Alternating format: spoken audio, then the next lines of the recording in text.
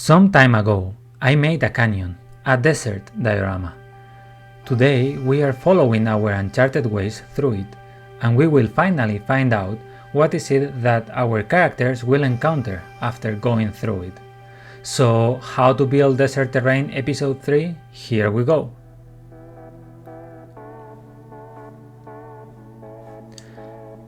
I believe that usually what matters most when creating something, it doesn't matter what, is to find something that inspires you. I don't mean mimicking or copying, although as long as you acknowledge that you are doing so, I think it's a good practice for learning, but looking for something that takes you somewhere else, if you know what I mean. Unforgiving sun, scarce water, and an occasional but really strong wind that visits the very few people that dare to live here. Little to do for the biggest part of the day, and dangerous at night. Sunrise and sunsets are the only windows for people and most living creatures living here to venture outside. Well, this is roughly the kind of idea of what I envisioned. The sketch took perhaps too much time, so let's focus already in making our lonely house. I believe this time the difficulty of the task lies not in making but rather painting. In this type of buildings, often walls are made of sun-dried bricks and then covered with a layer of something plaster-like. That means that our walls need to show different gradients of color as an outcome of the winds carrying dust and sand, but also to show those bricks in certain places. Perhaps it would be smart to first decide how every wall is going to look like, but nah, I'm just indicating main points and I will work around it. It would make perfect sense to work piece by piece the walls, but for some reason I really want to see the whole thing first. We are going to cut every single part with some degree of precision. I would rather do it this way and not in batches, so there is more consistency, but it's more a personal way of doing things, no added value here. In a different kind of building, it might be a problem that when we glue all walls together, there is a gap here or there, or the side of a panel showing where parts are being glued together. Not today, not this time, because we need to cover the whole thing in, well, I was thinking on two ways of doing it, with actual plaster or with gesso. I tried both and I decided to use just plaster. Gesso is actually good enough, so those places that would be in better shape, pure gesso would be great. Not so sure for the whole thing, as you will see. However, just plaster works perfectly fine everywhere, and that is what I will be doing. It's actually fine if the application is not even, as that will add some realism later on to the wall. Try to have a mix that is rather dense, but there is no need to have a thick layer. I used a sculpting tool to make the shapes of the wall, and remember that you can actually use water to soften or modify the plaster through all the process, and to some extent even after it dries. Gluing all the parts together makes obvious the need to add more gesso or plaster in those intersections, which we do of course. Now, two tips with this process. We shouldn't have any sharp edges here. Wind erosion wouldn't allow it. So because we used just plaster, grab some sandpaper and work your way around. Make it as irregular as you want, but work every edge. And 2.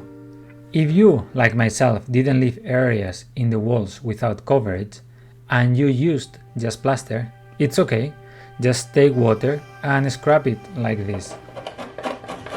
In this other video I used gesso, and I think it works great, but scrubbing the plaster, especially if you put a thick layer, you'll be adding some depth, because you can scrub it until the foam and then gradually do less. I really like the way it looks. These tips are all just to say that it's important to know your materials when making a diorama, what different products can and cannot do, and how to work around them, how they interact between themselves, and how you can achieve different textures that get you closer and closer to a realistic result.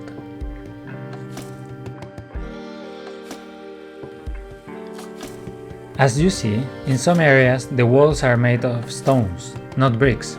I like to throw some glitches of the story, some depth here and there. Minor details perhaps, mistakes maybe in someone else's opinion, but more information for sure. For me, those few rocks represent the passing of time. First came a house made solely out of sun-dried bricks, then trade made this a relevant place and someone invested in a more solid building, more resilient, and that person deemed appropriate to bring rocks from not too far away. Not to demolish what there was, but to reinforce and build upon it.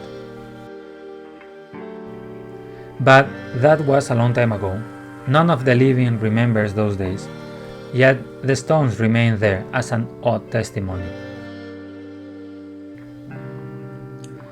This is about layers. Erosion would be more obvious in certain places, and therefore we are going to set as base color a very light brown, with which we are going to cover everything. And then layers are going to happen in a very obvious way. Yes, an obvious way. Maybe it sounds counterintuitive because we always want smooth transitions, but not today, not this time.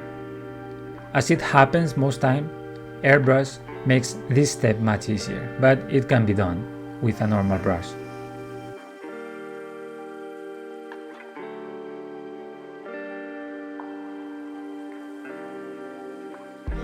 I'm looking at it and I'm thinking it's still too even, too well treated. It needs way more randomness. So here I am, X-Acto knife in hand, ripping off the walls. Fingers crossed it looks at least half as good it does in my head, so I don't have to start over. Of course, after this I'll have to go back with the airbrush, but I think it's the right move.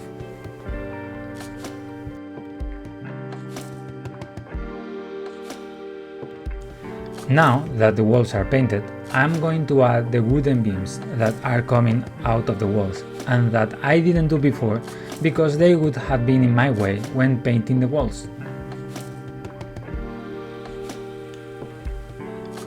I want to add some details here. I believe they will be a great complement for the whole composition. So let's be mysterious for a second and create a simple structure as a proxy to be able to make the one I want. And while we're at it, let's go back to every hobbyist favorite task, repetitiveness, of course. Don't worry, it's just a few of them. And as part of the story I was mentioning, this would come at a much later stage than the construction of the rocky part of the building, but still a couple of generations back. It's not a masterpiece of engineering, but climate is very arid and a bit of shade is priceless, I'd say. And finally, the piece of luxury that really puts everything at odds. I'm kidding, but even if it's dirty and ruined in different places, I think that a piece of fabric as sunshade makes the whole a lot more interesting. Shows life, if you know what I mean. I went a bit fast in this part, but remember, I have another video where I show you how to turn a napkin into a tent, which is pretty much the same of what we did here. The only thing is the pattern in the fabric that I decided to do to complicate my life a bit more, but being sturdy, as the paper is, it's more a matter of patience than the ability, I believe. This type of enclaves rely on not just being in the middle of nowhere, but rather between two or more cities or areas interested in trading with each other. But when those connections fail, well, there is little more to do than praying and managing the slowly and gradual decay. We just need to place the house in an appropriate base, I always like to start from something sturdy as chipboard and then work on the foam. So let's throw some compound for the base. Also, real sun simulates sun quite good, I'd say. And before giving some final touches, we can glue the house.